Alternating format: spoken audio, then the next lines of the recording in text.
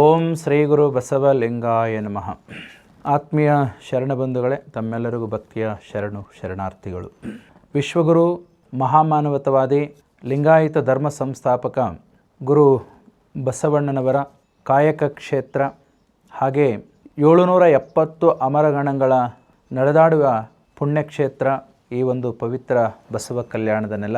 ಇದು ಲಿಂಗಾಯತ ಧರ್ಮೀಯರ ಪವಿತ್ರವಾಗಿರ್ತಕ್ಕಂಥ ಒಂದು ಧರ್ಮಕ್ಷೇತ್ರವೂ ಹೌದು. ಇಂಥ ಒಂದು ಪವಿತ್ರ ಕ್ಷೇತ್ರದಲ್ಲಿ 12ನೇ ಶತಮಾನದಲ್ಲಿ ಸ್ಥಾಪಿತಗೊಂಡಿರ್ತಕ್ಕಂಥ ಒಂದು ಧರ್ಮ ಲಿಂಗಾಯತ ಧರ್ಮ.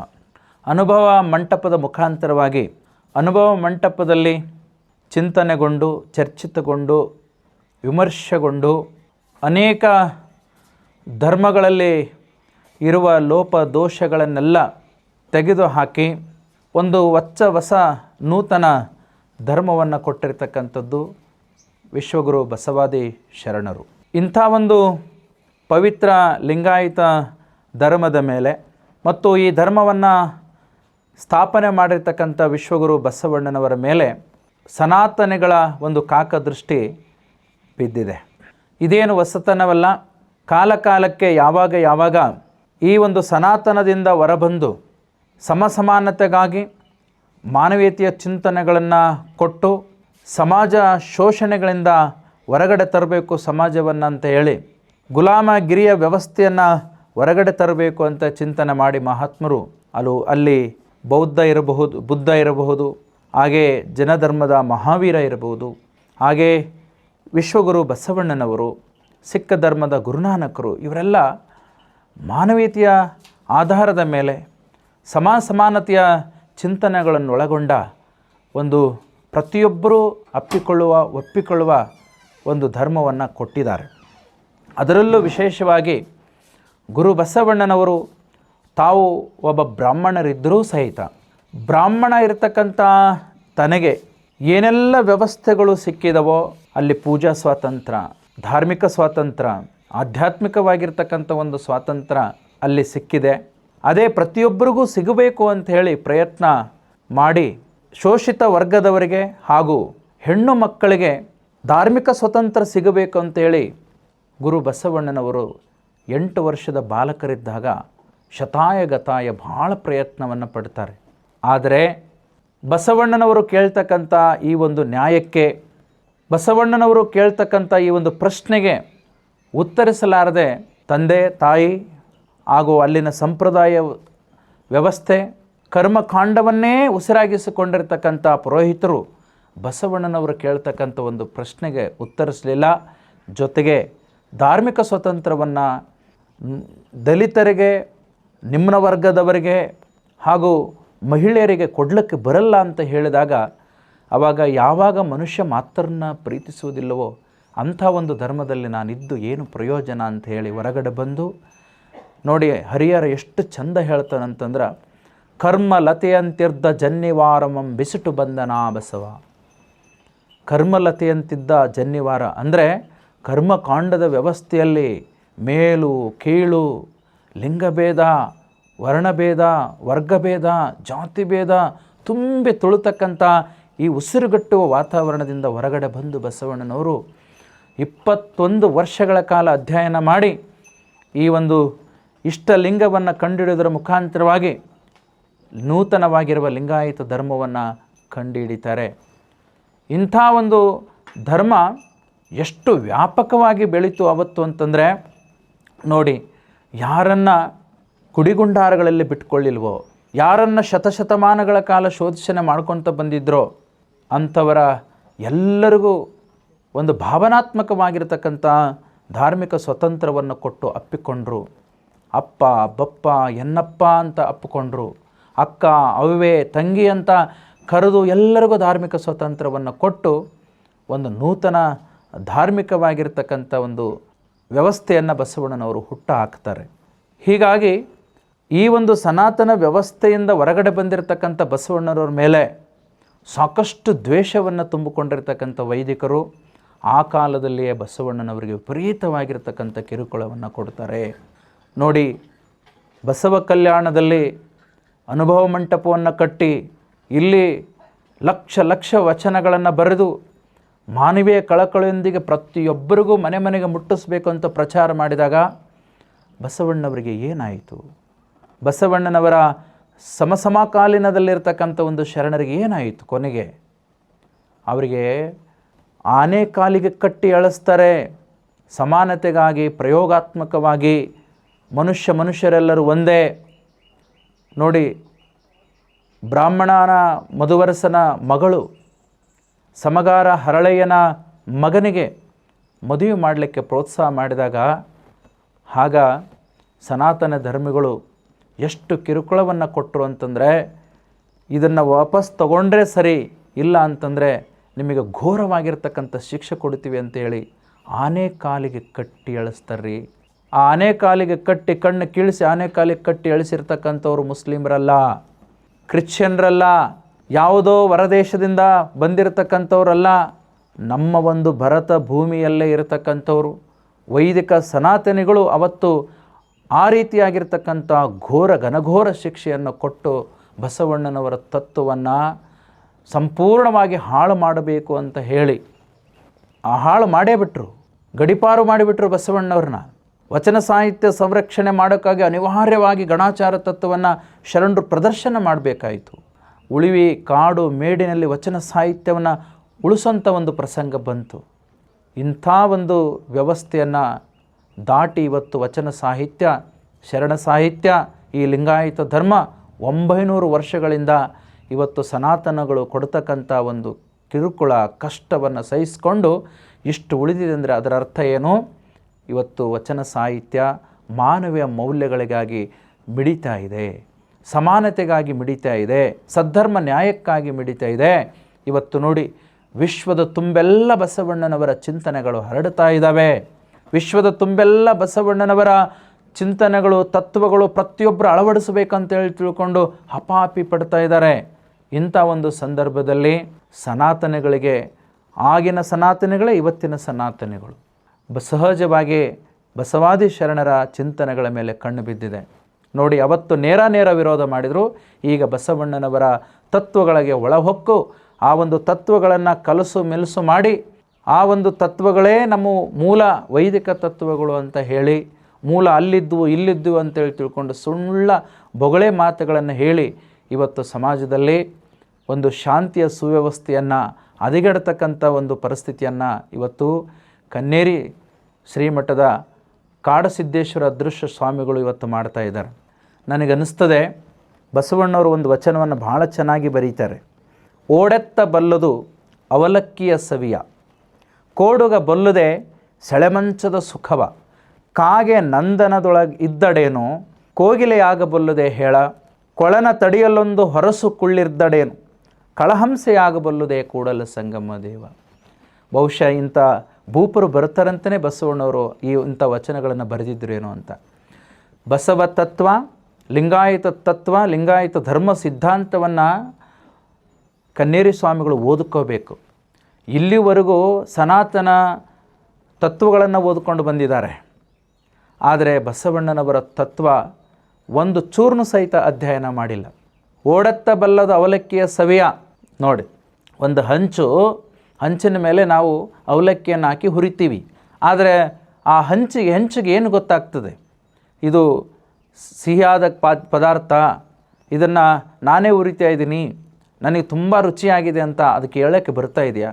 ಗೊತ್ತಿಲ್ಲ. ಅದಕ್ಕೆ ಕೋಡುಗ ಬಲ್ಲದ ಸೆಳೆಮಂಚದ ಸುಖವ, ಕೋತಿ ಯಾವತ್ತಾದರೂ ತೊಗೊಂಡೋಗಿ ಮನೆ ಒಳಗಡೆ ಬೆಡ್ಡಿನ ಮೇಲೆ ಚೆನ್ನಾಗಿ ಹಾಸಿಗೆ, ಸುಖದ ಸುಪ್ಪತ್ತಿಗೆ ಹಾಸಿ ಮಲಗಿಸಿದ್ರೆ ಅದು ತಣ್ಣಗೆ ಮಲ್ಕೊಳ್ಳಿಕ್ಕೆ ಸಾಧ್ಯ ಇದೆಯಾ? ಅತ್ತಿತ್ತ ಓಡಾಡ್ತದೆ.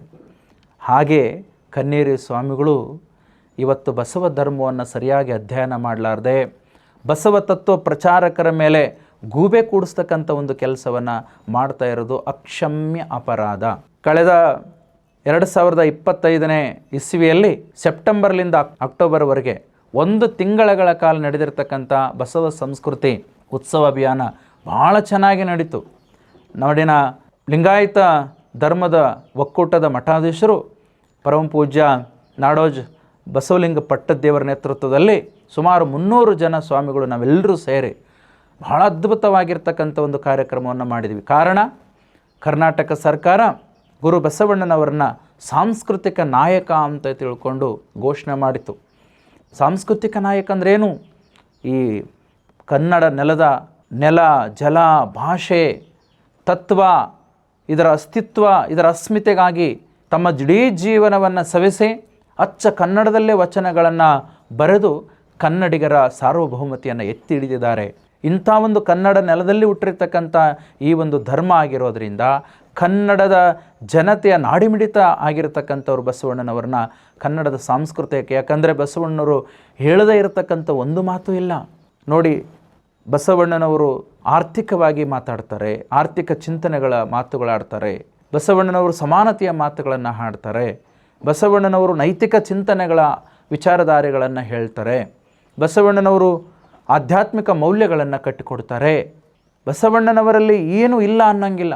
ಹಾಗಾಗಿ ಈ ಒಂದು ಮಣ್ಣಿನ ಒಂದು ಸಂಸ್ಕೃತಿಯ ನಾಯಕ ಬಸವಣ್ಣರು ಅಂತ ಘೋಷಣೆ ಮಾಡಿದಾಗ ಅಂಥ ಒಂದು ಬಸವಣ್ಣನವರನ್ನ ಕಾಲದಿಂದಲೂ ಸಹಿತ ಪ್ರಚಾರ ಮಾಡ್ತಕ್ಕಂಥ ನಮ್ಮ ಪೂಜ್ಯರು ಈಗ ವ್ಯಾಪಕವಾಗಿ ಪ್ರಚಾರ ಮಾಡಬೇಕು ಅಂತ ಕಳಕಳಿಯನ್ನು ಹೊಂದಿ ನಾಡಿನ ತುಂಬೆಲ್ಲ ಶಾಲೆ ಕಾಲೇಜುಗಳಿಗೆ ಹೋಗಿ ಸಣ್ಣ ಸಣ್ಣ ಮಕ್ಕಳು, ವಿದ್ಯಾರ್ಥಿಗಳು, ಕಾಲೇಜು ಯುವಕರು, ಯುವತಿಯರು ಅವರಿಗೆ ಏನೆಲ್ಲ ಪ್ರಶ್ನೆಗಳಿದಾವೋ ಆ ಪ್ರಶ್ನೆಗಳಿಗೆ ಉತ್ತರವನ್ನು ತೆಗೆದುಕೊಳ್ತಕ್ಕಂಥ ಒಂದು ಕಾಲ ಕೂಡಿ ಬಂದಿತ್ತು.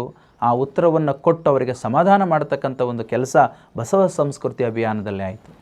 ಕೇವಲ ಶಾಲಾ ಕಾಲೇಜ್ ಅಷ್ಟೇ ಅಲ್ಲ, ನಾಡಿನ ಪ್ರತಿಯೊಂದು ಮೂಲೆಯ ಜನಗಳು ಆಯಾ ಜಿಲ್ಲಾವಾರು ಬಂದು ಕಾರ್ಯಕ್ರಮವನ್ನು ಆಯೋಜಿಸಿ ತುಂಬ ಚೆನ್ನಾಗಿ ಅರ್ಥಗರ್ಭಿತವಾಗಿ ನಡೆಸಿಕೊಟ್ರು. ಇಂಥ ಒಂದು ಕಾರ್ಯಕ್ರಮವನ್ನು ಮಾಡಬೇಕಾದ್ರೆ ಬಸವಣ್ಣನವರು ತತ್ವಗಳು ಪ್ರಚಾರ ವ್ಯಾಪಕವಾಗಿ ಬೆಳೀತಿರೋದ ಕಾರಣಕ್ಕೋಸ್ಕರವಾಗಿ ಹೊಟ್ಟೆ ಕಿಚ್ಚಿನ ಕಾರಣದಿಂದ ಇಲ್ಲಿವರೆಗೂ ಎಲ್ಲೆಲ್ಲೂ ಮಾತನಾಡದ, ನಾನು ಅದಕ್ಕೆ ಹೇಳ್ತೀನಿ ಕುಂಭಕರ್ಣ ನಿದ್ದೆಯನ್ನು ಮಾಡ್ತಕ್ಕಂಥ ಕನ್ನೇರು ಸ್ವಾಮಿಗಳು ಅಂತ. ನೋಡಿ, ಅತ್ತೆ ಸತ್ತ 6 ತಿಂಗಳಿಗೆ ನೆತ್ತಿ ಬಡ್ಕೊಂಡು ಹತ್ತಿದ್ಲಂತೆ ಒಬ್ಬಕ್ಕೆ ಸೊಸೆ. ಆ ರೀತಿ ಕನ್ನೇರು ಶ್ರೀಗಳು ಅಂತ ಅನಿಸ್ತದೆ. ಯಾಕೆ ಅಂತಂದ್ರೆ ಏನು ಬಸವಾದಿ ಪ್ರಮುಖರು ವಚನಗಳನ್ನು ಬರೆದಿದ್ದಾರೆ ಅದೇ ವಚನಗಳ ಒಂದು ಆಧಾರವನ್ನು ಇಟ್ಟುಕೊಂಡು ನಮ್ಮ ಪೂಜ್ಯರು ಎಲ್ಲ ಕಡೆ ಮಾತಾಡ್ತಾ ಹೋಗಿದ್ದಾರೆ.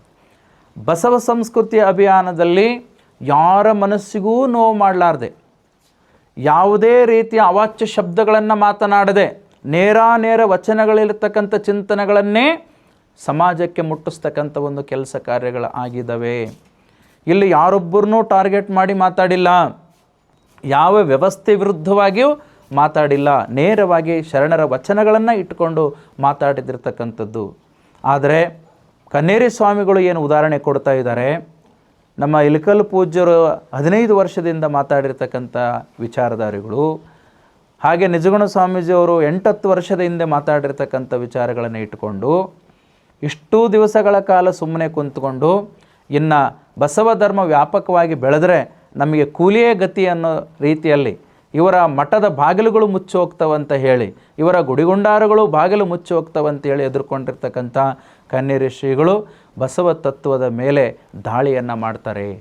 ಬಸವ ಸಂಸ್ಕೃತಿ ಅಭಿಯಾನದಲ್ಲಿ ಭಾಗಿಯಾಗಿರ್ತಕ್ಕಂಥ ಪೂಜ್ಯರಿಗೆ ಭಾಳ ಅವಾಚ್ಯ ಶಬ್ದದಿಂದ ಒಬ್ಬ ಸಾಮಾನ್ಯ ವ್ಯಕ್ತಿಗಳೂ ಸಹಿತ, ರಾಕ್ಷಸ ಪ್ರವೃತ್ತಿಯಲ್ಲಿ ಇರ್ತಕ್ಕಂಥ ವ್ಯಕ್ತಿಗಳೂ ಸಹಿತ ಬಳಸಲಾರದ ಪದಗಳನ್ನು ಬಳಸಿ ಇವತ್ತು ತಾವು ಯಾವ ಸ್ಥಾನದಲ್ಲಿ ಕುಂತಿದ್ದೀವಿ ಅನ್ನೋ ಒಂದು ಯಾವುದೇ ಇದು ಇರಲಾರ್ದಂತೆ, ಆ ಒಂದು ಗಮ್ಮತ್ತು ಇರಲಾರ್ದಂತೆ ತಾನೊಬ್ಬ ಮಠಾಧೀಶ ಅನ್ನೋದನ್ನು ಸಹಿತ ಮರೆತು ಇವತ್ತು ಜನಸಾಮಾನ್ಯರಿಗಿಂತ ಕಟ್ಟಕಡೆಯ ಪದಗಳನ್ನು ಪ್ರಯೋಗಿಸಿ ಮಾತನಾಡಿ ಇವತ್ತು ನಮ್ಮ ಭಾರತ ದೇಶದ ಸರ್ವೋಚ್ಚ ನ್ಯಾಯಾಲಯದಿಂದ ಛೀಮಾರಿ ಹಾಕಿಸ್ಕೊಂಡಿದ್ದಾರೆ.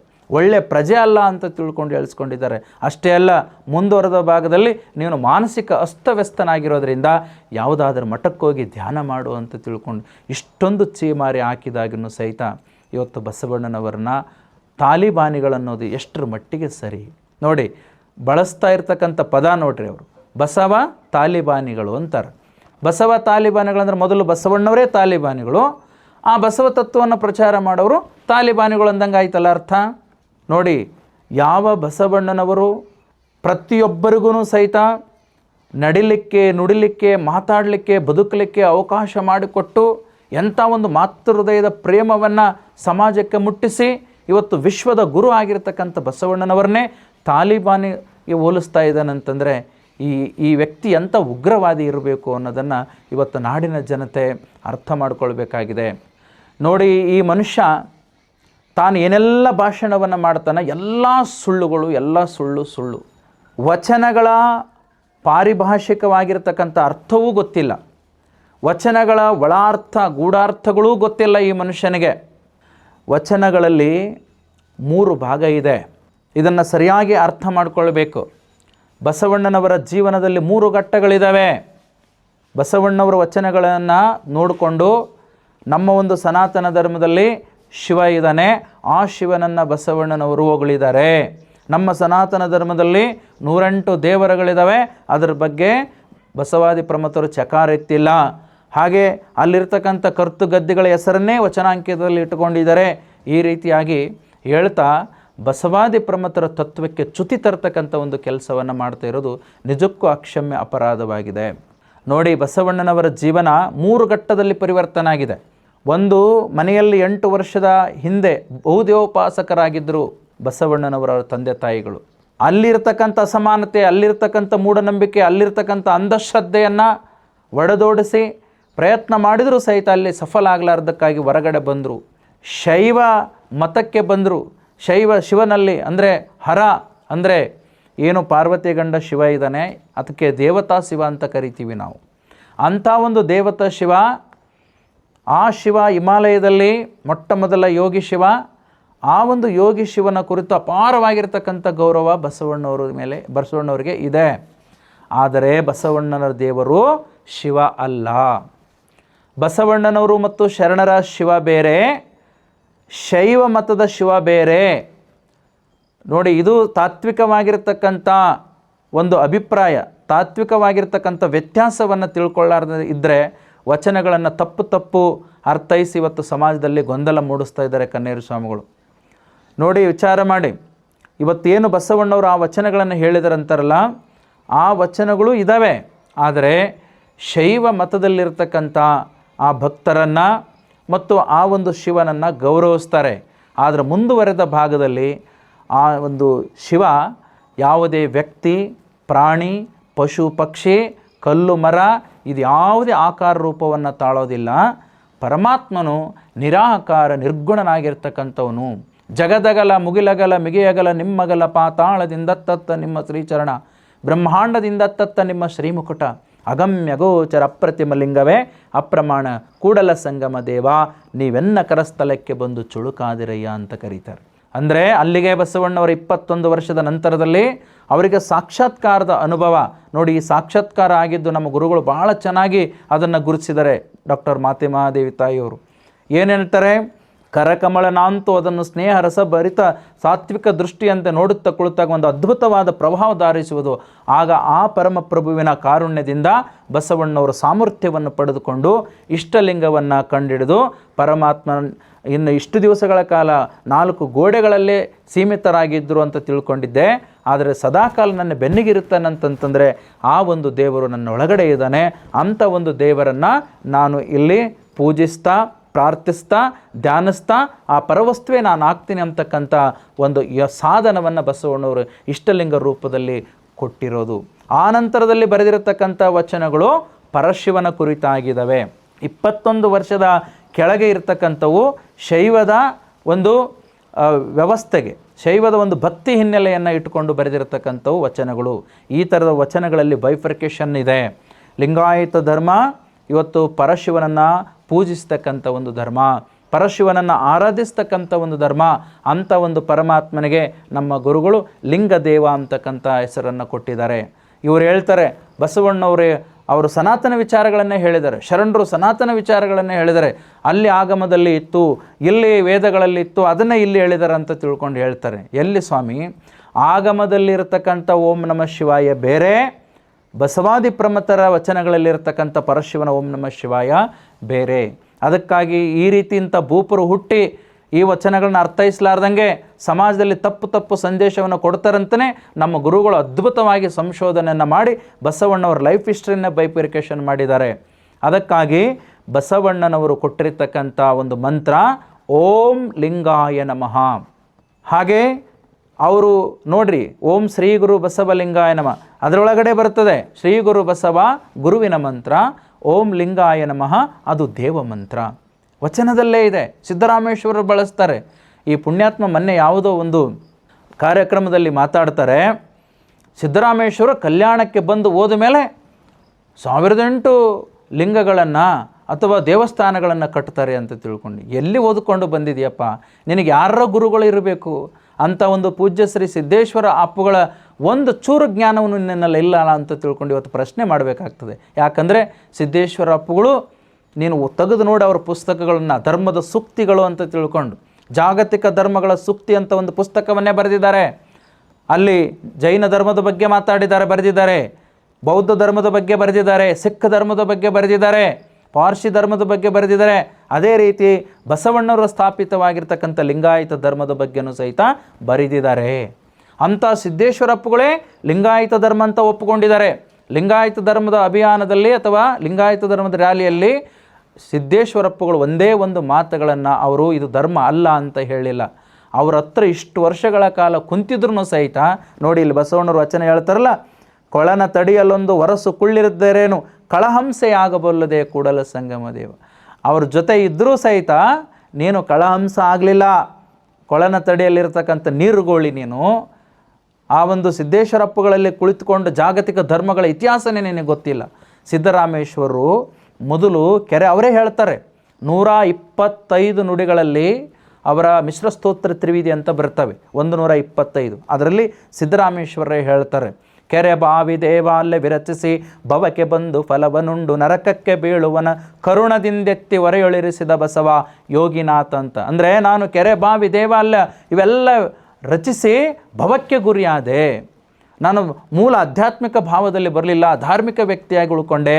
ಆದರೆ ಅಲ್ಲಮ್ಮ ಪ್ರಭುವಿನ ಕರುಣೆಯಿಂದ ನಿಮ್ಮಲ್ಲಿ ಬಂದು ಚನ್ನಬಸವಣ್ಣವರ ದಿವ್ಯ ಕೃಪೆಯಿಂದ ಲಿಂಗ ದೀಕ್ಷೆಯನ್ನು ಪಡ್ಕೊಂಡು ನಾನು ಇವತ್ತು ಲಿಂಗಾಯತ ಧರ್ಮಿಯಾದೆ. ಅವ್ರ ವಚನಗಳನ್ನು ನೋಡಬೇಕು. ನಾನು ಮೊದಲು ಕಪಿಲ ಸಿದ್ಧ ಮಲ್ಲಿಕಾರ್ಜುನ ಪೂಜೆ ಮಾಡ್ತಾ ಇದ್ದೆ. ನಾನು ನಿನ್ನವನಲ್ಲಲೇ, ನಿನಗೊಂದು ಪೂಜೆ ಮಾಡ್ಕೊಳ್ಳೋಕೆ ಮತ್ತೊಬ್ಬರು ನೋಡ್ಕೋ, ಆದರೆ ನಾನು ಸಂಗನ ಬಸವಣ್ಣನ ಸಾನ್ನಿಧ್ಯದಲ್ಲಿ ನಿಜಲಿಂಗವಂತಾಗಿದ್ದೀನಿ ಅಂತ ಅವರೇ ವಚನಗಳಲ್ಲಿ ಬರೆಸ್ಕೊಳ್ತಾ ಇದ್ದಾರೆ.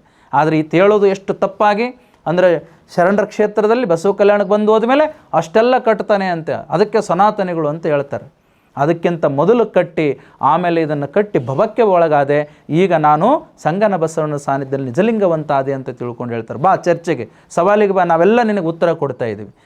ನೋಡಿ, ದೊಡ್ಡ ವೇದಿಕೆಯಲ್ಲಿ ರಾಜಕಾರಣಿಗಳ ಸಹಕಾರವನ್ನು ತೆಗೆದುಕೊಂಡು ನೀನು ರಾಜಕೀಯ ಹಿತಾಸಕ್ತಿಯಿಂದ ಯಾವ ಧರ್ಮವನ್ನು ಕಟ್ಟುವಂಥ ಉದ್ದೇಶ ನಿನಗಿಲ್ಲ. ಬರೀ ಧರ್ಮದ ಹೆಸರಿನ ಮೇಲೆ ಹಿಂದೂ ಧರ್ಮ, ಎಲ್ಲಪ್ಪ ಹಿಂದೂ ಧರ್ಮ? ಹಿಂದೂ ಅನ್ನೋ ಪದ ಎಲ್ಲಿದೆ ತೋರಿಸು ನೀನು. ಸುಪ್ರೀಂ ಕೋರ್ಟ್ ಹೇಳ್ತದೆ ಹಿಂದೂ ಅಂತಕ್ಕಂಥದ್ದು ನಾಟ್ ಎ ರಿಲಿಜನ್ ಆಗಿದೆ. ಈಗ ಆ ಮಾತು ಬೇರೆ, ಆದರೆ ಸ್ವತಃ ಅಭಿಪ್ರಾಯದಲ್ಲಿ ಹೇಳ್ತದೆ ಅದು ಒಂದು ಭೌಗೋಳಿಕವಾಗಿರ್ತಕ್ಕಂಥ ಒಂದು ಪ್ರದೇಶ. ಇದೇ ನಿಮ್ಮ ಸಾವರ್ಕರ್ ಅವರೇ ಬರೆದಿದ್ದಾರೆ ಪುಸ್ತಕದಲ್ಲಿ, ಲಿಂಗಾಯತ ಇದೂ ಸಹಿತ ಒಂದು ಧರ್ಮ ಅಂತ ಹೇಳಿದ್ದಾರೆ. ಹಿಂದೂ ಅನ್ನೋದು ಒಂದು ಭೌಗೋಳಿಕವಾಗಿರ್ತಕ್ಕಂಥ ಪ್ರದೇಶ. ಇದರೊಳಗಡೆ ಸಿಖ್ರಿದ್ದಾರೆ, ಜೈನರಿದ್ದಾರೆ, ಬೌದ್ಧರಿದ್ದಾರೆ, ಲಿಂಗಾಯತರನ್ನು ಸಹಿತ ಧರ್ಮವಂತರಾಗಿದ್ದಾರೆ ಅಂತ. ನಿಮಗೇನು ನೋವಾಗಿದೆ ಅಂತಂತಂದ್ರೆ, ಈಗ ಲಿಂಗಾಯತರು ಸಪರೇಟಾಗಿ ಅವರು ಒಂದು ಧರ್ಮದ ಮಾನ್ಯತೆಯನ್ನು ಪಡ್ಕೊಂಡ್ಬಿಟ್ರೆ ಇವತ್ತು ಸನಾತನಿಗಳಿಗೆ ಬದುಕಲಿಕ್ಕೆ ಹಕ್ಕೆ ಉಳಿಯೋದಿಲ್ವಲ್ಲ, ನಾವೆಲ್ಲ ಸಂವಿಧಾನ ವಿರೋಧಿಗಳಾಗ್ತಾ ಇದೀವಲ್ಲ ಅಂತ ಭಯ ಕಾಡ್ತಾ ಇದೆ ನಿಮಗೆ. ನಿಜಕ್ಕೂ ಸಹಿತ ಈ ರೀತಿಯಾಗಿರ್ತಕ್ಕಂಥ ಮಿಸ್ಇಂಟರ್ಪ್ರಿಟೇಷನ್ ಮಾತುಗಳನ್ನು ಹೇಳಿ ಸಮಾಜದಲ್ಲಿ ದಿಕ್ಕು ತಪ್ಪಿಸ್ತಕ್ಕಂಥ ಒಂದು ಕೆಲಸ ಮಾಡಬೇಡ್ರಿ ದಯವಿಟ್ಟು ಪೂಜ್ಯರೇ. ನಿಮ್ಮ ಬಗ್ಗೆ ಭಾಳ ಅಭಿಮಾನ ಇದೆ, ಗೌರವ ಇದೆ. ನೀವು ಕೃಷಿ ಕ್ಷೇತ್ರದಲ್ಲಿ ಮಾಡಿದಿರ್ತಕ್ಕಂಥ ಸಾಧನೆ ಭಾಳ ಇದೆ. ಆದರೆ ಅದ್ರ ಬಗ್ಗೆನೂ ಸಹಿತ ನಮಗೆ ಕೆಲವು ಅಭಿಪ್ರಾಯಗಳಿದ್ದಾವೆ. ನೀವು ಕೃಷಿ ಕ್ಷೇತ್ರದಲ್ಲಿ ಎಷ್ಟು ಸಾಧನೆ ಮಾಡಿದ್ದೀವಿ ಅಂತೀರಿ, ಆ ಕೃಷಿ ಕ್ಷೇತ್ರದಲ್ಲಿ ಸಾಕಷ್ಟು ಸುಳ್ಳುಗಳನ್ನು ಹೇಳ್ಕೊಂಡು ಬಂದಿದ್ದೀರಿ, ಅದು ಬೇರೆ, ಮತ್ತೊಂದು ಕಡೆ ವಿಚಾರ ಇಡೋಣ.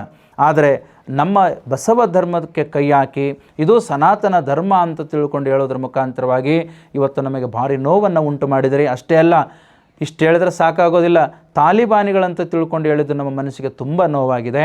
ಹಾಗಾಗಿ ನೀವು ಒಬ್ಬ ಭಾರತದ ಸತ್ಪ್ರಜೆ ಅಲ್ಲ ಅಂತ ಹೇಳಿದ್ದಕ್ಕಾಗಿಯೂ ಸಹಿತ ಇಂಥ ಪವಿತ್ರ ಬಸವ ಕಲ್ಯಾಣ ನೆಲದಲ್ಲಿ ನೀನು ಯಾವುದೇ ಕಾರಣಕ್ಕೂ ಸಹಿತ ಇಲ್ಲಿ ಕಾಲಿಡಬಾರ್ದು.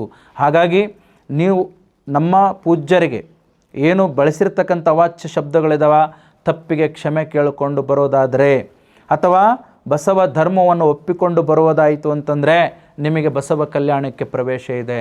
ವಚನಗಳನ್ನು ತಪ್ಪು ಅರ್ಥೈಸಿ ಬಸವಾದಿ ಪ್ರಮಥರನ್ನ ಸನಾತನಗಳಿಗೆ ಹೋಲಿಸಿ ಬಸವಾದಿ ಶರಣರ ಹಿಂದೂ ಸಮಾವೇಶ ಅಂತ ತಿಳ್ಕೊಂಡು ಕಲಸು ಮೇಲೋಗರ ಕಾರ್ಯಕ್ರಮವನ್ನು ಮಾಡಿದರೆ ಇದು ಸಮಾಜದಲ್ಲಿ ದುಷ್ಪರಿಣಾಮ ಬೀರುತ್ತದೆ. ಬಾಲಂಗೋಷಗಳು 4 ಜನ ಸೇರಿಕೊಂಡು ಯಾವುದೋ ರಾಜಕೀಯ ಹಿತಾಸಕ್ತಿಯಿಂದ ಅವರು ಬೇಳೆ ಬೆಳೆಸ್ಕೋಬೇಕಂತೇಳಿ ನಿನ್ನ ಮುಂದೆ ಮಾಡಿಕೊಂಡು ಅವರು ತಮ್ಮ ಒಂದು ವ್ಯವಸ್ಥೆಯನ್ನು ಕಾಪಾಡಿಕೊಳ್ಳಿಕ್ಕೆ ಜನಗಳನ್ನು ಕಿಕ್ಕಿರಿದು ಸೇರಿಸಿದರೆ ನೀನು ಅಲ್ಲಿ ಮಾತಾಡಿದ ತಕ್ಷಣ ಹೀರೋ ಆಗೋದಿಲ್ಲ, ನೀನು ತತ್ವಜ್ಞಾನಿ ಆಗೋದಿಲ್ಲ, ನೀನು ಒಬ್ಬ ಒಳ್ಳೆ ಪ್ರಜೆ ಆಗಲಿಕ್ಕೆ ಸಾಧ್ಯನೇ ಇಲ್ಲ. ಜನ ಮರಳೋ ಜಾತ್ರೆ ಮರಳು ಅಂತ ಸೇರ್ತಾರೆ. ಅದಕ್ಕೇನಂತೆ ಆ ಜನಗಳಿಗೇನು ಗೊತ್ತು, ಒಂದು ಸಣ್ಣ ಮಗು ಇದೆ, ಸಣ್ಣ ಮಗು ಮಣ್ಣು ತಿಂತಾ ಇರ್ತದೆ. ಆ ಮಣ್ಣು ತಿನ್ನಬೇಕಾದ್ರೆ ಮಗು ಅಳುತ್ತದೆ ಅಂತ ತಿಳ್ಕೊಂಡು ನಾವು ಬಿಟ್ಟರೆ ಸುಮ್ಮನೆ ಆಗ್ತದ ಅಥವಾ ಅವ್ರದ್ರ ಆರೋಗ್ಯ ಉಳಿತದೆ? ಅದು ಆ ಮಣ್ಣನ್ನು ತಿನ್ನೋದು ಬಿಡಿಸಿ ಹಣ್ಣನ್ನು ಕೊಡೋ ಕೆಲಸ ಮಾಡಪ್ಪ. ಇವತ್ತು ಸಮಾಜದ ಜನಗಳಿಗೆ ಏನು ಗೊತ್ತಿದೆ? ಧರ್ಮ ಗೊತ್ತಿಲ್ಲ, ನ್ಯಾಯ ಗೊತ್ತಿಲ್ಲ, ನೀತಿ ಗೊತ್ತಿಲ್ಲ. ಅವ್ರು ತಿಳ್ಕೊಂಡಿದ್ದೇ ಮಾರ್ಗ ಅಂತ ಹೊರಟಿದ್ದಾರೆ. ಇವತ್ತು ಸಮಾಜದಲ್ಲಿ ಎಲ್ಲಿಯಪ್ಪ ನೀನು? ಎಷ್ಟೋ ಅತ್ಯಾಚಾರಗಳು ನಡೆದು ಇವತ್ತು ಲವ್ ಜಿಹಾದ್ ಬಗ್ಗೆ ಮಾತಾಡ್ತಿದ್ಯಾ. ಇಷ್ಟು ದಿವಸಗಳ ಕಾಲ ನೀನು ಮಠದೊಳಗಡೆ ಏನು ಮಾಡ್ತಿದ್ಯಪ್ಪ? ಒಂದು ದಿವಸ ಆದರೂ ಪ್ರತಿಭಟನೆ ಮಾಡಿದೆಯಾ ಹೊರಗಡೆ ಬಂದು? ಲವ್ ಜಿಹಾದ್ ಅಂತ ಹೇಳ್ತಾ ಇದೆಯಾ? ಲವ್ ಜಿಹಾದ್ ಬಗ್ಗೆ ಇವತ್ತೇ ಬಂತ ನಿನಗೆ? ನಾವು ಕಾಲಘಟ್ಟದಿಂದ ಪ್ರಚಾರ ಅದನ್ನು ವಿರೋಧಿಸ್ಕೊಳ್ತಾ ಬಂದಿದ್ದೀವಿ. ಆಮೇಲೆ ಎಷ್ಟೋ ದಲಿತರಿಗೆ ಅನ್ಯಾಯ ಆಗ್ತಾ ಇದೆ. ಗುಡಿ ಒಳಗಡೆ ಬಿಟ್ಟುಕೊಳ್ತಾ ಇದೆಲ್ಲ ಸ್ವಾಮಿ. ಹೆಣ್ಣು ಮಕ್ಕಳಿಗೆ ನಿಮ್ಮ ಇದೇ ಸನಾತನಿ ದೇವಸ್ಥಾನಗಳಲ್ಲಿ ಹೆಣ್ಣು ಮಕ್ಕಳಿಗೆ ಒಳಗಡೆ ಪ್ರವೇಶ ಮಾಡ್ಕೊಳ್ತಾ ಇಲ್ಲಲ್ಲ. ಎಲ್ಲಾದರೂ ಬಂದು ಒಂದು ದಿವಸ ಆದ್ರೆ ಹೆಣ್ಣು ಮಕ್ಕಳಿಗೆ ಪ್ರವೇಶ ಮಾಡಬೇಕಂತ ಆಂದೋಲನ ಮಾಡಿದೆಯಾ? ಎಲ್ಲಾದರೂ ದಲಿತರಿಗೆ ದೇವಸ್ಥಾನ ಒಳಗಡೆ ಪ್ರವೇಶ ಮಾಡಿಸ್ಬೇಕಂತ ಹೇಳಿ ತಿಳ್ಕೊಂಡು ಎಲ್ಲಾದರೂ ಹೋರಾಟ ಮಾಡಿದೆಯಾ? ಅಥವಾ ದಲಿತರಿಗೆ ಮೇಲೆ ಅನ್ಯಾಯ ಆಗ್ತಕ್ಕಂಥ ಸಂದರ್ಭದಲ್ಲಿ ಹಿಂದೂಗಳು ನಾವೆಲ್ಲ ಬಂಧುಗಳು ಅಂತ ಹೇಳ್ಕೊಂಡು ಅಡ್ಡಾಡ್ತಿರಲ್ಲ. ಈಗ ಅವತ್ತು ಎಲ್ಲೋಗಿತ್ತು ನಿಮ್ಮ ಹಿಂದೂ ಭಾಷೆ? ನಾವೆಲ್ಲ ಒಂದು ಅನ್ನೋ ಭಾಷೆ ಎಲ್ಲೋಗಿತ್ತು? ನಾವೆಲ್ಲ ಬಂಧು ಅನ್ನೋ ಭಾಷೆ. ನಡಿ ಸ್ವಾಮಿ, ಇವತ್ತಿಗೂ ಸಹಿತ ಹೋಗೋಣ, ನನ್ನ ಜೊತೆ ಬಾ. ಇವತ್ತಿಗೂ ಸಹಿತ ಹಳ್ಳಿಯಲ್ಲಿ ಕಟ್ಟ ಕಡೆಯಲ್ಲಿರ್ತಕ್ಕಂಥ ವ್ಯಕ್ತಿಗಳಿಗೆ ಇವತ್ತು ಅವರಿಗೆ ಬದುಕಲಿಕ್ಕೆ ಭಾಳ ಕಷ್ಟ ಆಗ್ತಾ ಇದೆ. ಈ ರೀತಿಯಾಗಿರ್ತಕ್ಕಂಥ ಇವತ್ತಿಗೂ ಜಾತಿ ವ್ಯವಸ್ಥೆ ತಾಂಡವಾಡ್ತಾ ಇದೆ. ಇವತ್ತಿಗೂ ಸಹಿತ ಭ್ರಷ್ಟಾಚಾರದ ವ್ಯವಸ್ಥೆ ತಾಂಡಾಡ್ತಾ ಇದೆ. ಸಮಾಜದಲ್ಲಿ ಇದ್ರ ಬಗ್ಗೆ ಮಾತಾಡಲಾರ್ದು ನಾವು ಸುಮಾರು ವರ್ಷಗಳಿಂದ ನಮ್ಮ ಪೂಜ್ಯರು, ನಮ್ಮ ಹಿರಿಯರು ಮೊದಲಿಂದಲೂ ಹಿಡ್ಕೊಂಡಿದ್ರ ವ್ಯವಸ್ಥೆ ವಿರುದ್ಧವಾಗಿ ನಾವು ಹೋರಾಟ ಮಾಡ್ತಾ ಇದ್ದೀವಿ. ನೀನು ಹೇಳ್ತಾ ಇದೆಯಾ, ನಾವು ಬಸವಣ್ಣವರ ಕಾಲದಲ್ಲಿ ಏನು ಸಮಗಾರರಿಗೆ ಅರಳೆಯನಿಗೆ ಮದುವೆ ಮಾಡಿಸಿದ್ವಿ, ಬ್ರಾಹ್ಮಣ ಮಗಳ ಮತ್ತು ಅರಳೆಯನ್ನು ಯಾವ ರೀತಿ ಮಾಡಿದ್ರು ಅದೇ ರೀತಿ ನಾನು ಮಾಡ್ತಾಯಿದ್ದೆ, ನೀವೇನು ಮಾಡ್ತಾಯಿದ್ರಿ ಅಂತ ಕೇಳ್ತೀರಿ. ಬರೀ ಸ್ವಾಮಿ, ಲಿಂಗಾಯತ ಮಠಗಳಲ್ಲಿ ತುಮಕೂರು ಸಿದ್ಧಗಂಗಾ ಶ್ರೀಗಳಲ್ಲಿ ಮಠದೊಳಗಡೆ ಹೋಗಿ ನೀನು ದಾಸೋ ಏನಂತ ಗೊತ್ತಾಗ್ತದೆ. ಬಾಲಕಿ ಶ್ರೀಗಳ ಹತ್ರ ಬಾ. ನೀನು ಎಷ್ಟು ಜನ ನೀವು 100 ಜನ ಸ್ವಾಮಿಗಳನ್ನ ಕರ್ಕೊಂಡು ಬಂದರೆ ಎಷ್ಟು ವ್ಯವಸ್ಥೆಯನ್ನು ಮಾಡಿದಾರಪ್ಪ. ಇವತ್ತು ಉಂಡ ಮನೆಗೆ ಏನು ಕನ್ನ ಹಾಕ್ತಾರಂತ ಅಂತಾರಲ್ಲ ಗಾದೆ ಭಾಷೆ, ಅಥವಾ ಉಂಡ ಮನೆ ಜಂತಿ ಎಣಿಸಿದ್ರು ಅಂತ ತಿಳ್ಕೊಂಡು ಹೇಳ್ತಾರಲ್ಲ, ಉಂಡು ಮನೆಗೆ ಸಗಣಿ ಒಗಿತಾರಂತ ಹೇಳ್ತಾರಲ್ಲ, ಹಾಗೆ ನಿನ್ನ ಪರಿಸ್ಥಿತಿ ಆಗಿದೆಯಪ್ಪ. ಯಾವಾಗ ಸಿದ್ದೇಶ್ವರಪ್ಪಗಳು ಬಾಲಿಕೆಗೆ ಬಂದಾಗ ಪೂಜ್ಯರ ಮಠದಲ್ಲೇ ಉಳ್ಕೊಂಡು ಉಂಡು ತಿಂದು ವ್ಯವಸ್ಥೆ ಮಾಡಿಕೊಂಡು ಇವತ್ತೆಲ್ಲ ಆ ರೀತಿ ಇದು ಮಾಡ್ಕೊಂಡಿರ್ತಕ್ಕಂಥವ್ರಿಗೆ ದಾಸೋಹ ಇಲ್ಲ ಅಂತ ಹೇಳ್ತಾ ಇದ್ದೀವಿ. ಬೇರೆ ಬೇರೆ ನಮ್ಮ ಪೂಜ್ಯರು ಮಾತೆ ಮಹಾದೇವಿ ತಾಯಿಯವರು 100 ಮದುವೆಗಳನ್ನು ಮಾಡಿಸಿದ್ದಾರೆ. ಎಷ್ಟೋ ಜನ ಹೊರಗಿನಿಂದ ಬಂದಿರತಕ್ಕಂಥವ್ರಿಗೆ ಧರ್ಮ ಸಂಸ್ಕಾರವನ್ನು ನೀಡಿ ಕಾವಿ ದೀಕ್ಷೆಯನ್ನು ಕೊಟ್ಟು ಅವರಿಗೆ ಮಠದ ಅಧಿಕಾರಿಗಳನ್ನಾಗಿ ಮಾಡಿದ್ದಾರೆ.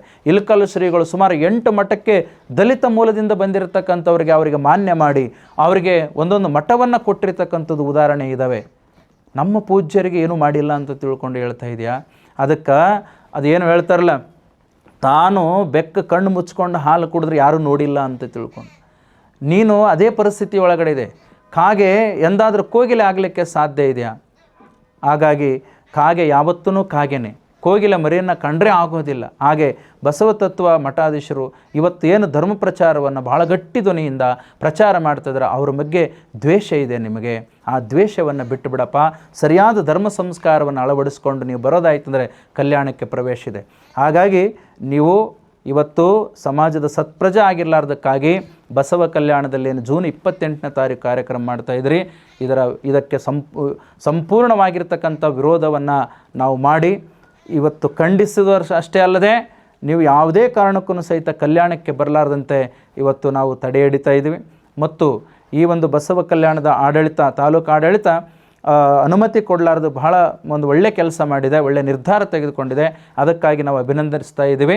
ನೋಡಿ ಪೂಜ್ಯರೇ, ನಿಮಗೆ ನಾವು ಪೂಜ್ಯರಂತ ಕರಿತೀವಿ, ಅಕ್ಷರೇ ನೀವು ಪೂಜ್ಯರಾಗಲಿಕ್ಕೆ ಯೋಗ್ಯರಲ್ಲ ಇದೆ. ಆದರೂ ಸಹಿತ ಹೇಳ್ತಾ ಇದ್ದೀವಿ, ನೀವು ತಾತ್ವಿಕವಾಗಿ ಚರ್ಚೆಗೆ ಬರೋದಾಯ್ತಂದರೆ ಇವಾಗಲೂ ಸಹಿತ ಸವಾಲು ಆಗ್ತಕ್ಕಂಥವ್ರಿಗೆ ಹಂದಿ ನಾಯಿಗಳು ಅಂತ ಕರಿತೀವಿ. ನಮ್ಮಷ್ಟು ಸಮಬಲ ಬೇಕಲ್ಲ ಅಂತ ತಿಳ್ಕೊಂಡು ಅಹಂಕಾರವನ್ನು ಪ್ರದರ್ಶನ ಮಾಡ್ತಿದ್ವಿ. ಒಂದೇ ಒಂದು ವಚನಪ್ಪ, ಪ್ರಾಸಂಗಿಕ ವಚನಗಳನ್ನು ತಿಳ್ಕೊಂಡು ಅಡ್ಡಾಡ್ತಿದೆಯಾ? ಉಳ್ಳವರು ಶಿವಾಲಯ ಮಾಡುವರು, ನಾನೇನು ಮಾಡಲಿ ಬಡವನಯ್ಯ, ಎನ್ನ ಕಾಲೇ ಕಂಬ ದೇಹವೇ ದೇಗುಲ ಶಿರವೇ ವನ್ನ ಕಳಸವಯ್ಯ ಅಂತಕ್ಕಂಥ ಒಂದು ವಚನವನ್ನು, ಸ್ಥಾವರಕ್ಕಳಿ ಉಂಟು ಜಂಗಮಕ್ಕಳಿ ಇಲ್ಲ ಅಂತ ಹೇಳ್ತಕ್ಕಂಥ ಒಂದು ವಚನವನ್ನೇ ತಿರುಗಾ ಮುರುಗ ಮಾಡಿ ಸಮಾಜದಲ್ಲಿ ಜನಗಳಿಗೆ ದಿಕ್ಕು ತಪ್ಪಿಸ್ತಕ್ಕಂಥ ಒಂದು ಕೆಲಸ ಮಾಡ್ತಾ ಇದೆಯಾ. ವಚನಗಳ ಆಧಾರಿತವಾಗಿ ನಾವು ನಿನಗೆ ಸವಾಲನ್ನು ಹಾಕ್ತಾ ಇದ್ವಿ. ಬಸವಾದಿ ಪ್ರಮುಖರ ಎಲ್ಲಿ ಹೇಳ್ಯಾರ್ರಿ, ಎಲ್ಲಿ ಧರ್ಮ ಕೊಟ್ಟಾರ್ರಿ, ಎಲ್ಲಿ ಗುಡಗುಂಡಾರಗಳಲ್ಲಿ ವಿರೋಧ ಮಾಡಿದಾರ್ರಿ, ಎಲ್ಲಿ ಕುಂಕುಮವನ್ನು ವಿರೋಧ ಮಾಡಿದಾರೆ ಅಂತ ತಿಳ್ಕೊಂಡು ಹೇಳ್ತೀಯ. ನೋಡಿ, ಅಷ್ಟಾಭರಣಗಳಲ್ಲಿ ನೀನು ಅಷ್ಟಾಭರಣಗಳನ್ನೇ ಅರ್ಥ ಮಾಡ್ಕೊಂಡಿಲ್ಲ. ಗುರು, ಲಿಂಗ, ಜಂಗಮ, ವಿಭೂತಿ, ರುದ್ರಾಕ್ಷಿ, ಮಂತ್ರ, ಪಾದೋದಕ, ಪ್ರಸಾದ, ಎಲ್ಲಪ್ಪ ಕುಂಕುಮ ಇದೆ? ಎಲ್ಲಿಂದ ತೊಗೊಂಡು ಬಂದಿದೆಯಾ ನೀನು? ಯಾವ ಮಠದಲ್ಲಿ ಇದೆಯಲ್ಲ ಅದು ಮಠ ಯಾರ್ದು? ನಮ್ಮದು ಶರಣ ಪರಂಪರೆ. ಕಾಡಸಿದ್ದೇಶ್ವರರು ನೂರಾರು ವಚನಗಳನ್ನು ಬರೆದಿರತಕ್ಕಂಥದ್ದು. ಅಂಥ ಒಂದು ಕಾಡಸಿದ್ದೇಶ್ವರ ಮಠದಲ್ಲಿ ಕುಳಿತುಕೊಂಡು ಆ ಕರಡಿ ಮನೆಯಲ್ಲಿ ಹುಲಿ ಹೊಕ್ಕು ನಂದು ಮನೆ ಅನ್ನಂಗ ನೀನು ಹೊಕ್ಕು ಸನಾತನ ಸಂಸ್ಕೃತಿಯನ್ನು ಬೆಳೆಸ್ತಿದೆ. ನಿನಗೆ ಯಾವ ನೀತಿ ಇದೆ, ನೈತಿಕ ಹಕ್ಕಿದೆ ಬಸವಣ್ಣವ್ರ ಬಗ್ಗೆ ಮಾತಾಡಲಿಕ್ಕೆ? ಬಸವಾದಿ ಪ್ರಮುಖರ ಹಿಂದೂ ಸಮಾವೇಶವನ್ನು ಮಾಡಲಿಕ್ಕೆ ನಿನಗೆ ಯಾವ ನೈತಿಕತೆ ಇದೆ ಸ್ವಾಮಿ? ಒಂದೇ ಒಂದು ಬಸವಣ್ಣವರ ಫೋಟೋಗಳನ್ನು ಒಂದು ನಿಮ್ಮ ಮಠದಲ್ಲಿ ಹಾಕಿಲ್ಲ. ಇವತ್ತಿಗೂ ಸಹಿತ ವಚನಗಳನ್ನು ಓದಿಸ್ಲಿಕ್ಕೆ ನೀನು ವಚನ ಪಾಠಶಾಲೆಯನ್ನು ತೆಗೆದಿಲ್ಲ, ಸಂಸ್ಕೃತ ಶಾಲೆನ, ಆ ಕನ್ನಡದ ಈ ಒಂದು ವಚನ ಸಂಸ್ಕೃತಿಯನ್ನು ಸಂಸ್ಕೃತಕ್ಕೆ ಮಾರಿರ್ತಕ್ಕಂಥ ಭೂಪ ನೀನು. ಕನ್ನಡದ ಬಗ್ಗೆ ನಿನಗೆ ಯಾವ ನೈತಿಕತೆಯೂ ಸಹಿತ ಇಲ್ಲ. ಕನ್ನಡದ ಶರಣರ ಬಗ್ಗೆ ಮಾತಾಡಲಿಕ್ಕೆ ನಿನಗೆ ನೈತಿಕತೆ ಇಲ್ಲ. ಹಾಗಾಗಿ ಮೊದಲು ಆ ಏನು ನಿಮ್ಮ ಮಠದೊಳಗಡೆ ಆ ಭಾರತೀಯ ಸಂಸ್ಕೃತಿಯಲ್ಲಿ ಬರ್ತಕ್ಕಂಥ ಋಷಿಮುನಿಗಳು ಅವ್ರದ್ದು ಇವ್ರದ್ದು ಹಾಕಿದೆಯಪ್ಪ, ಎಲ್ಲರನ್ನೂ ಹಾಕಿದೆಯಾ. ಆದರೆ ಬಸವಣ್ಣವ್ರು ಏನು ಮಾಡಿದ್ರಪ್ಪ ನಿನಗೆ? ಇಷ್ಟೆಲ್ಲ ಮಾತಾಡ್ತಿಲ್ಲ. ಬಸವಣ್ಣವ್ರು ನಮ್ಮವರು, ನಮ್ಮ ಬಸವಣ್ಣನವರು, ನಮ್ಮ ಬಸವಣ್ಣವ್ರು ಇಷ್ಟೇ ಈಗ ಅಭಿಮಾನ ಬಂತಲ್ಲ ನಿನಗೆ? ಮತ್ತು ನಿಮ್ಮ ಮಠದೊಳಗಡೆ ನೂರಾರು 10 ವರ್ಷಗಳಿಂದ ನೀನೇನು ಮಾಡಿದೆಯಲ್ಲ, ಮತ್ತು ಅಲ್ಯಾಕೆ ಬಸವಣ್ಣವರ ಚಿಂತನೆಗಳು, ಶರಣರ ಕಾಯಕ ಚಿತ್ರಗಳನ್ನು ಯಾಕೆ ನೀನು ಹಾಕಿಲ್ಲಪ್ಪ? ಹಾಗಾಗಿ ನೀವು ಕುಳಿತಿರ್ತಕ್ಕಂಥ ಒಂದು ಸ್ಥಾನ ಮಾನ ಯಾವುದಿದೆ, ನೀವು ಯಾವ ಸ್ಥಾನದಲ್ಲಿ ಕುಳಿತುಕೊಂಡಿದ್ರಿ ಅದರ ಬಗ್ಗೆ ಮೊದಲು ಕೂಲಂಕುಷವಾಗಿ ಚಿಂತನೆ ಮಾಡಿಕೊಂಡು ನೀನು ಮೊದಲು ಬಸವ ಭಕ್ತನಾಗು. ಬಸವ ತತ್ವ ಪ್ರಚಾರ ಮಾಡ್ಲಿಕ್ಕೆ ನಂತರ ಉಳಿತು. ಮೊದಲು ಬಸವ ಭಕ್ತನಾಗು. ಬಸವ ಭಕ್ತನಾಗಿ ಆಮೇಲೆ ನೀನು ಬಸವ ಕಲ್ಯಾಣಕ್ಕೆ ಪ್ರವೇಶ ಮಾಡು. ಅಕ್ಕಮಾದೇವಿ ಹೇಳ್ತಾರೆ, ಕಲ್ಯಾಣ ಎಂಬುದು ಇನ್ನಾರಿಗೆ ಹೋಗಬಾರದು, ಕಲ್ಯಾಣ ಎಂಬುದು ಇನ್ನಾರಿಗೆ ಹೋಗಬಾರದ ಸಾಧ್ಯವಯ್ಯ, ಆಸೆ ಆಮಿಷ ಅಳಿದವರಿಗಲ್ಲದೆ ಕಲ್ಯಾಣ ಹೋಗಬಾರದು, ಒಳವರೆಗೂ ಶುದ್ಧವಾದವರಿಗಲ್ಲದೆ ಕಲ್ಯಾಣ ಹೋಗಬಾರದು, ಒಳಗೆ ತಿಳಿದು ಚೆನ್ನಮಲ್ಲಿಕಾರ್ಜುನಂಗೊಲಿದು ಉಭಯ ಲಜ್ಜೆ ಒಳಿದನಾಗಿ ಕಲ್ಯಾಣವ ಕಂಡು ನಮೋ ನಮೋ ಎನ್ನುತ್ತಿದ್ದೇನಂತೇಳಿ ಅಕ್ಕ ಮಹಾದೇವಿ. ಅಂದರೆ ಎಂಥವ್ರು ಕಲ್ಯಾಣಕ್ಕೆ ಬರಬೇಕಂತೆ? ಆಸೆ ಆಮಿಷ ಅಳ್ಕೊಂಡಿರಬೇಕು. ಆನಂತರದಲ್ಲಿ ಉಭಯ ಭ್ರಷ್ಟತೆ ಏನಿದೆಯಲ್ಲ, ಉಭಯ ಲಜ್ಜೆ, ಈ ಕಡೆ ಸನಾತನಕ್ಕೂ ಜೈ, ಈ ಕಡೆ ಶೈವಕ್ಕೂ ಜೈ, ಈ ಕಡೆ ಬಸವಣ್ಣವ್ರನ್ನೂ ಹೇಳಕ್ಕೆ ಹೊರಟಿದ್ದೇನೆ ಅಂತ ತಿಳ್ಕೊಂಡು ಏನು ಹೊಂಟಿದೆಯಲ್ಲ ಕಲಬೆರಕೆ ವ್ಯಕ್ತಿ, ನಿನ್ನಂಥವನಿಗಿಲ್ಲಿ ಜಾಗ ಇಲ್ಲ ಅಂತಾರೆ ಅಕ್ಕ ಮಹಾದೇವಿ. ಒಳವರೆಗೂ ಶುದ್ಧ ಆಗಿ ಬಾ ನೀನು. ಹಣೆ ಮೇಲೆ ವಿಭೂತಿಯನ್ನು ಧರಿಸ್ಕೋ, ಕೊಳ್ಳಲ್ಲಿ ರುದ್ರಾಕ್ಷಿಯನ್ನು ಹಾಕ್ಕೋ, ಬಾ ನೀನು. ಏನಪ್ಪ ನಿಮ್ಮ ಸಂಸ್ಕೃತಿ, ನಮ್ಮ ಸನಾತನ ಸಂಸ್ಕೃತಿ ಕಾವಿ, ರುದ್ರಾಕ್ಷಿ, ಕಡಾವು ಇಷ್ಟೆಲ್ಲ ಹೇಳ್ತೀಯಲ್ಲ, ಸನಾತನ ಸಂಸ್ಕೃತಿಯನ್ನು ನಿನಗೋಸ್ಕರ ಬರಕೊಟ್ಟಿದೆಯಾ? ಇದು ಭಾರತೀಯ ಸಂಸ್ಕೃತಿ. ಭಾರತೀಯ ಸಂಸ್ಕೃತಿಯಲ್ಲಿ ನಾವೆಲ್ಲರೂ ಭಾರತೀಯರೇ. ಭಾರತದ ಮಣ್ಣಿನ ಜಲ ಭಾಷೆ ಇದರ ಬಗ್ಗೆ ಗೌರವವನ್ನು ಇಟ್ಕೊಂಡಿರ್ತಕ್ಕಂಥವ್ರು ಈ ಒಂದು ಭಾರತೀಯರು. ನಾವು ಈ ಭಾರತದಲ್ಲಿರ್ತಕ್ಕಂಥ ಉಡುಗೆ ತೊಡುಗೆ ಬಟ್ಟೆ ಎಲ್ಲವೂ ಸಹಿತ ಮಾನ್ಯ ಆಗಿರ್ತಕ್ಕಂಥವು. ಏನು ಸನಾತನದ ಧರ್ಮದ ಮನೆಯಲ್ಲಿ ಉಟ್ಕೊಂಡಿದೆ ಏನು ಕಾವಿ? ಹಾಗಾದರೆ ಬೌದ್ಧರು ಕಾವಿ ಹಾಕ್ಕೊಳ್ತಾರಲ್ಲ, ಸಿಖ್ಖರು ಕಾವಿ ಹಾಕ್ಕೊಳ್ತಾರಲ್ಲ, ಜೈನರು ಸಹಿತ ದಿಗಂಬರು ಕಾವಿ ಹಾಕ್ಕೊಳ್ತಾರಲ್ಲ. ನೋಡಿ ಸ್ವಾಮಿ, ಹಿಂದೂ ಅನ್ನೋದು ವೈದಿಕವೇ ಹಿಂದೂ ಧರ್ಮ ಅಲ್ಲ. ಹಿಂದೂ ಅನ್ನೋದು ನಾವು ಭೌಗೋಳಿಕವಾಗಿ ಹಿಂದೂಗಳೇ, ಲಿಂಗಾಯತರು ಹಿಂದೂಗಳೇ ಭೌಗೋಳಿಕವಾಗಿ, ಆದರೆ ಧಾರ್ಮಿಕವಾಗಿ ಲಿಂಗಾಯತರು. ಜೈನರು ಭೌಗೋಳಿಕವಾಗಿ ಹಿಂದೂಗಳೇ, ಆದರೆ ಧಾರ್ಮಿಕವಾಗಿ ಜೈನರು. ಸಿಖ್ಖರು ಭೌಗೋಳಿಕವಾಗಿ ಹಿಂದೂಗಳೇ, ಧಾರ್ಮಿಕವಾಗಿ ಅವರು ಸಿಖ್ಖರು. ಹಾಗಾಗಿ ನಾವು ಲಿಂಗಾಯತರು. ನಮ್ಮ ಉಡುಗೆ ತೊಡುಗೆ ಬಗ್ಗೆ ನೀನೇನು ಮಾತಾಡಬೇಕಾಗಿಲ್ಲಪ್ಪ. ನಮ್ಮ ಶರಣ ಪರಂಪರೆ ಇನ್ನೊಂದಿದೆ. ಆಗಮಗಳಲ್ಲಿ ಪೂಜೆ ಪದ್ಧತಿ ಇತ್ತು, ಹಾಗೆ ಇತ್ತು, ಹೀಗಿತ್ತು ಅಂತ ತಿಳ್ಕೊಂಡು ಎಲ್ಲ ಹೇಳ್ತೀಯ. ಪ್ರತಿಯೊಂದು ವಿಷಯಕ್ಕೂ ಸಹಿತ ನಾವು ಉತ್ತರ ಕೊಡ್ತೀವಿ, ತಯಾರಿದ್ದೀವಿ ನಾವು. ಆಗಮಗಳಲ್ಲಿರೋ ಪೂಜೆ ಪದ್ಧತಿಯೇ ಬೇರೆ. ಬಸವಾದಿ ಪ್ರಮತ್ತರು ಕೊಟ್ಟಿರ್ತಕ್ಕಂಥ ಚನ್ನಬಸವಣ್ಣರ ವಚನಗಳನ್ನು ಓದು, ಅವರ ಆಚಾರ ನಿಷ್ಠೆಯನ್ನು ಎಷ್ಟು ಕಲಿಸ್ತಾ ಇದ್ದಾರೆ ಪೂಜೆ ಪದ್ಧತಿಯನ್ನು ಅಂತೇಳಿ. ಹಾಗಾಗಿ ಇಲ್ಲಿರ್ತಕ್ಕಂಥ ಒಂದು ಪದ್ಧತಿಗಳೇ ಬೇರೆ ಇದ್ದಾವೆ. ಹಾಗಾಗಿ ಯಾವತ್ತೂ ಸಹಿತ ಅದು ಕೋಗಿಲೆ ಕಾಗೆ ಆಗೋದಿಲ್ಲ, ಕಾಗೆ ಕೋಗಿಲೆ ಆಗೋದಿಲ್ಲ. ಲಿಂಗಾಯತ ಧರ್ಮ ನೂತನ ಧರ್ಮ, ಸ್ವತಂತ್ರ ಧರ್ಮ ಎಂದೂ ಸನಾತನ ಆಗೋದಿಲ್ಲ, ಆಗಲಿಕ್ಕೆ ಬಿಡೋದಿಲ್ಲ.